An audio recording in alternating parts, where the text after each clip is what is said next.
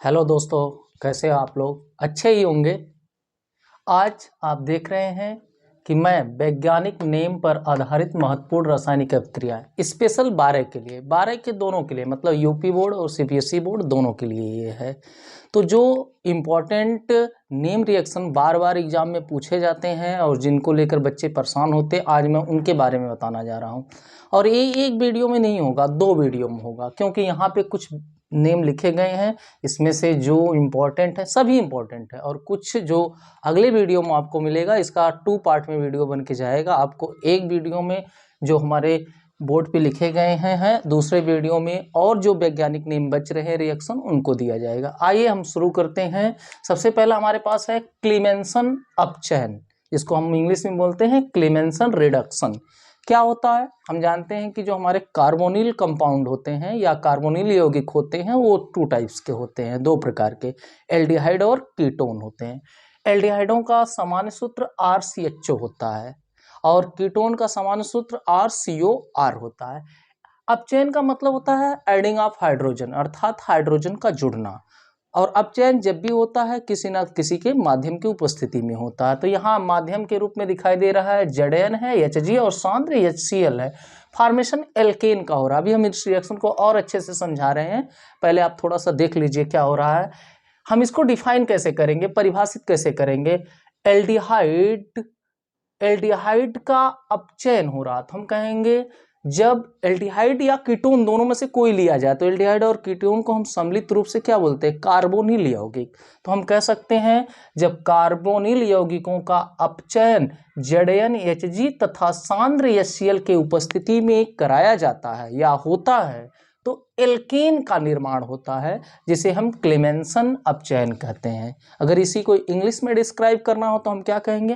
When carbonyl compound undergo reduction in the presence of ZnHg and concentrate HCl, then alkane is formed। आइए, ये तो एक general form. अगर कोई alkene, जैसे आपको जनरल फॉर्म के रूप में नहीं, ऐसे पूछ दे रहा है जैसे पूछ दे एस्टर एल्डिहाइड। हम जानते हैं एस्टर एल्डिहाइड का सामान्य सूत्र होता है CH, ये होता है। अगर इसका आप चयन कराया जाए, सब कुछ केवल R मीन्स होता है एल्किल ग्रुप। हम केवल R के जगह पर क्या ले लिए हैं? मेथिल ले लिए। आप R के जगह पर एथिल भी ले सकते हैं, प्रोपिल भी ले सकते हैं। एग्जाम में जैसे पूछा जाएगा उसी के अकॉर्डिंग हम रिजल्ट अपना देंगे। यहाँ पर सब वही रहेगा, यहाँ पे सब वही रहे। यहाँ R है तो यहाँ भी R हो जाएगा, यहाँ R था तो यहाँ R था। यहाँ R के रूप में मेथिल, R एल्किल है, एल्किलो को हम R से रिप्रेजेंट करते हैं, तो यहाँ R के रूप में मेथिल है, तो हम यहाँ भी R सिर्फ चेंज कर देंगे और यहाँ बना देंगे CH3 दैट इज 2 कार्बन। हम जानते हैं एक कार्बन का एल्केन मेथेन होता, तो 2 कार्बन से एथेन हो जाएगा। क्या हो जाएगा? एथेन। और ये हमारा रहा H2, वैसे ही रहेगा। तो हम कह सकते हैं क्लेमेंसन अपचयन में एल्केन का निर्माण होता है। इसी प्रकार हमारा है उल्फ कीसर अपचयन। ये बार बार एग्जाम में पूछा जाता है और ये भी पूछा जाता है। उल्फ कीसर अपचयन में सब कुछ वही होता है, सिर्फ माध्यम बदल जाता है, दैट इज मीडियम बदल जाता है। यहाँ पर मीडियम के रूप में जैसे हम इसको लेते हैं, यहाँ पर मीडियम के रूप में हाइड्रोजन लिया जाता है। इसको इतना भी लिखा जाता है NH2। तो देख लीजिए, N मिल के N2 हो जाएगा, H2 मिल के H4 हो जाएगा। इसमें भी वही प्रोसेस है, एल्डिहाइड हो या कीटोन हो, अपचयन हो रहा है, एल्केन का निर्माण हो रहा है, सिर्फ मीडियम चेंज हुआ। तो डिफाइन हम कैसे करेंगे? When aldehyde OR ketone undergo reduction in the presence of hydrogen, इसको बोला जाता है hydrogen, then alkane is formed. Hindi में कहेंगे कैसे? जब कार्बोनिल यौगिकों का अपचयन हाइड्रोजन की उपस्थिति में होता है तो एल्केन का निर्माण होता है, जिसे हम उल्फ कीसर अपचयन बोलते हैं। इसमें भी हम R की जगह पे कोई ले सकते हैं, एल्किल है तो कोई भी ले लीजिए। मेथिल, प्राय मेथिल से ये पूछा जाता है। ये देखिए 2 कार्बन, हमको पता है एल्डिहाइडों का IUPAC नाम एल्केनल होता है, तो 2 कार्बन, इस कार्बन को भी काउंट किया जाता है। 1 2 कार्बन से एथेनल हो गया। एथेनल नाम से ये नहीं पूछा जाता है, ये इसका कॉमन नेम क्या होता है? साधारण नाम एस्टर एल्डिहाइड। पूछेगा कि एस्टर एल्डिहाइड के अपचयन से क्या प्राप्त होगा? उल्फ कीसर, माध्यम ये दे देगा आपको। उल्फ कीसर भी नाम नहीं देगा, डायरेक्ट दे देगा कि एस्टर एल्डिहाइड का हाइड्रोजन की उपस्थिति में जब अपचयन कराया जाता है तो क्या प्राप्त होता है? तो आप सीधे कह दीजिएगा कि एल्केन है, सिर्फ माध्यम इसमें बदलता और कुछ भी नहीं होता है, सारी चीज़ें वही रहेगी। यहाँ पर भी वही, चूँकि वहाँ पे हमने एल्किल के रूप में इसको लिया है तो ये भी वही बनाएगा, और यहाँ H2O है, एथेन हो गया। ये क्या हो गया? एथेन, एथेन हो गया। ऊर्जप क्रिया बहुत ही इंपॉर्टेंट है, कई बार एग्जाम में पूछी गई है। आप अपना अंसाल पेपर लेकर, अंसाल पेपर ना हो तो आप खरीद लीजिए, है तो देखिए उसमें ऊर्जप क्रिया, ऊर्जप हीटिंग अप क्रिया कई बार पूछी गई, बहुत ही इंपॉर्टेंट है। मैं अंसाल पेपर सॉल्व करवाऊंगा तो उसमें भी आपको दिखाऊंगा। देखिए ऊर्जप क्रिया में क्या होता है, इसमें हमारा हैलो एल्केन होता है। हैलो एल्केन का जनरल फार्मूला क्या होता है? RX, मतलब X इक्वल टू कौन कौन हो सकते हैं? फ्लोरो, क्लोरो, ब्रोमो, आइडो, और R means methyl, ethyl, propyl, कोई भी रख सकते हैं, एल्किल है। तो यहाँ पर हमने लिखा है RX, और ये सोडियम धातु के साथ करता है, दैट इज सोडियम मेटल के साथ, और इसमें माध्यम होता है शुष्क ईथर। शुष्क को हम ड्राई बोलते हैं, इसको हमने लिखा है ड्राई ईथर। इधर भी RX, भाई RX है तो RX को हम क्या ORR करके XR नहीं लिख सकते? लिख सकते हैं, कॉमन। इसको हमने इसलिए क्यों लिखा है, देखिए आपके रिएक्शन को सिंपल करने के लिए, ताकि आप आसानी से इसको लर्न, यहाँ से यहाँ तक घेर दीजिए, यहाँ से यहाँ तक आप घेर दीजिए। NaCl, Na अगर यहाँ Cl होता तो ClX है, तो NaX कितने टाइम? 2 टाइम, तो निकलेगा क्या? 2NaX, बनेगा क्या? RR। आप भी देख लीजिए, ये एल्किल है, ये भी एल्किल है, तो एल्किल में जब एल्किल जुड़ा था तो एल्केन बना था, दैट इज, अगर हम कह सकते हैं CH3Cl plus 2Na plus Cl CH3, तो यहाँ से यहाँ तक इसको आप घेर दीजिए आपका, और यहाँ से ये आपका निकल जाएगा -2NaCl, और बन जाएगा CH3, दैट इज एथेन। कहने का मतलब हम कह सकते हैं ऊर्जप क्रिया में एल्केन का ही निर्माण होता है। ये क्रिया बहुत बार पूछी गई है एग्जाम में, आप अपना अंसाल पेपर खोल के देखिए, देखिए कितनी बार पूछा गया है ये क्रिया। अब बात करते हैं ऊर्जप हीटिंग अप क्रिया की। जिस तरह ऊर्जप क्रिया हैलो एल्केन के चैप्टर से है, उसी तरह ऊर्जप हीटिंग अप क्रिया भी हैलो एल्केन के चैप्टर से है, लेकिन इसमें हैलो एल्केन के साथ साथ हैलो एरिल भी होता है, that is chlorobenzene, bromobenzene, iodobenzene. माध्यम वही रहेगा, शुष्क ईथर ही रहेगा, ड्राई ईथर ही रहेगा, और धातु वही रहेगी, दैट इज मेटल सोडियम रहेगा। इसमें भी आप क्या करेंगे, यहाँ से यहाँ तक घेर दीजिए और यहाँ से यहाँ निकाल दीजिए। देखिए निकाले हम, यहाँ X कर दीजिए, X लिया गया तो X कर दीजिए, बना क्या? इसको देखिए हम फेनिल भी बोलते हैं, हम फिनाल वाले चैप्टर में लाएंगे तो वहाँ पर बताएंगे। देखिए ये फेनिल है, ये एल्किल है, तो नाम हो जाएगा alkyl phenyl, alkyl phenyl.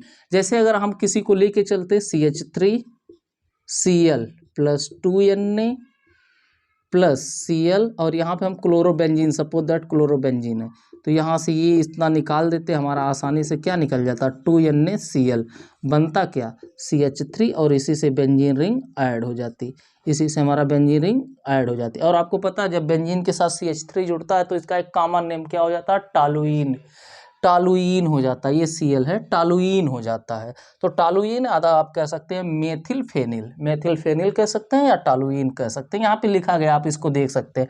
Define करना रहेगा तो आप क्या कहेंगे, जब हैलो एल्केन तथा हैलो एरिन्स शुष्क ईथर की उपस्थिति में सोडियम मेटल से, सोडियम धातु से क्रिया करता है तो एल्किल फेनिल का निर्माण होता है। इंग्लिश में अगर इसको बोलना रहेगा तो हम कहेंगे when haloalkane and haloarenes react with sodium metal in the presence of dry ether then alkyl phenyl is formed।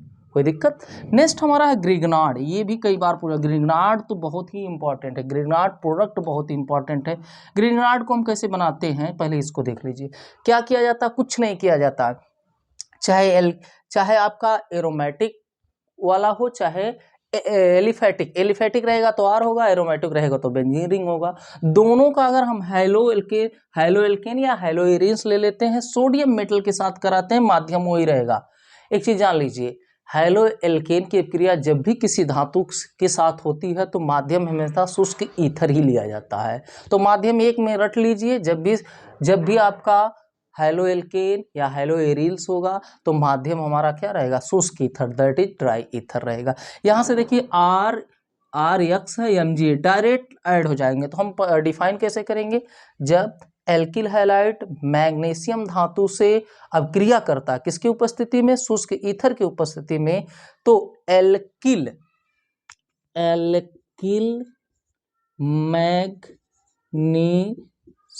Magnesium halide का निर्माण होता है। एल्किल मैग्नीशियम हैलाइड, हमारे जो ऑर्गेनिक कंपाउंड होते हैं उनके नाम बहुत ईजी होते हैं, कैसे नाम लेना, देखिए एल्किल है मैग्नीशियम हैलाइड तो क्या हो जाएगा, एल्किल मैग्नीशियम हैलाइड। इसी को हम बोलते हैं ग्रिगनार्ड रिएजेंट, बहुत आसान है। ग्रिगनार्ड रिएजेंट का फार्मूला भी पूछा जाएगा तो क्या होगा, RMgX। आर मीन्स एल्किल, कोई भी रख सकता है, जैसे हम मेथिल ले ले तो मेथिल मैग्नीशियम या क्लोरीन ले लिया गया तो क्लोराइड हो जाएगा, मेथिल मैग्नीशियम क्लोराइड, कोई दिक्कत नहीं होनी चाहिए। आगे हमारा फ्रैकलैंड अपक्रिया, ये सब जितनी भी हम अपक्रियाएं बता रहे हैं सब परीक्षा में किसी ना तो किसी साल पूछी गई हैं। आप देखिए फ्रैकलैंड क्या है, फ्रैकलैंड में सब कुछ ही होता है, ऊर्ज की तरह ही होता है, लेकिन यहाँ धातु के रूप में जड़ेन लिया जाता है, यहाँ से यहाँ देखिए, यहाँ से यहाँ तक हम घेर लेते हैं। और एक चीज़ और याद रखिए, यहाँ एल्किल के रूप में हमेशा एथिल लिया जाता है फ्रैकलैंड अपक्रिया में।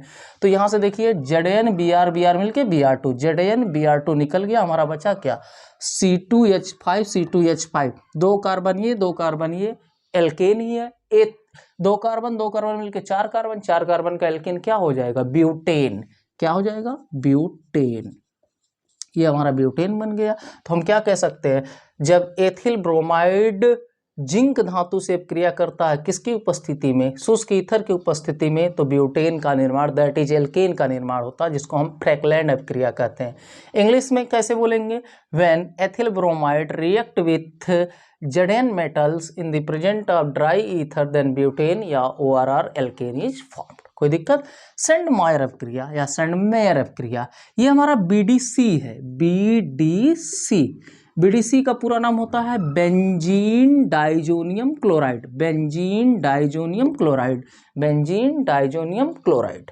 तो BDC कुछ नहीं किया जाता, सिर्फ BDC को 60 डिग्री या 60 डिग्री टेम्परेचर पे हीट किया जाता है, गर्म किया जाता है, किसकी उपस्थिति में, क्यूप्रस क्लोराइड और HCl के उपस्थिति में। जब हम इसको BDC को 60 डिग्री टेम्परेचर पर इनके माध्यम में गर्म करते हैं तो क्लोरोबेंजीन का निर्माण होता है, किसका निर्माण होता है, क्लोरोबेंजीन का निर्माण होता है। इसी अपक्रिया को हम सेंडमायर अपक्रिया या सेंडमेयर अपक्रिया कहते हैं। अगर परिभाषित करना रहे या डिफाइन करना रहे तो हम क्या करेंगे, when BDC undergo heating at the 60 degree temperature in the presence of cuprous chloride ORR HCl then chlorobenzene is formed।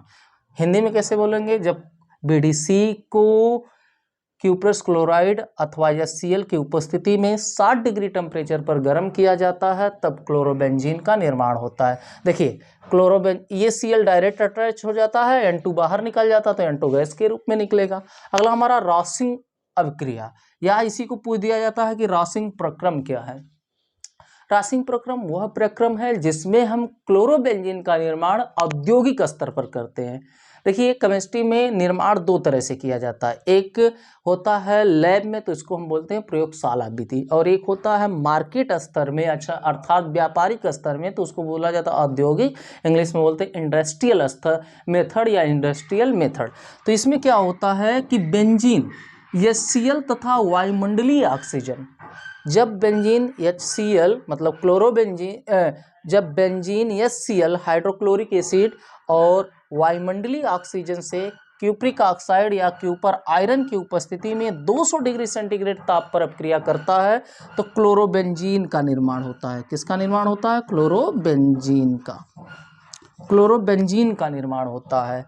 एक बार और सुन लीजिए, जब बेंजीन HCl तथा वायुमंडलीय ऑक्सीजन होता है, वायुमंडलीय ऑक्सीजन के साथ 200 डिग्री सेंटीग्रेड ताप पर क्यूप्रिक ऑक्साइड या कॉपर आयरन के उपस्थिति में अपक्रिया करता है तो क्लोरोबेंजीन का निर्माण होता है। इंग्लिश में कैसे बोलेंगे, when benzene undergo reaction with HCl and atmospheric oxygen at the 200 degree temperature in the presence of cupric oxide ORR copper iron then chlorobenzene is formed.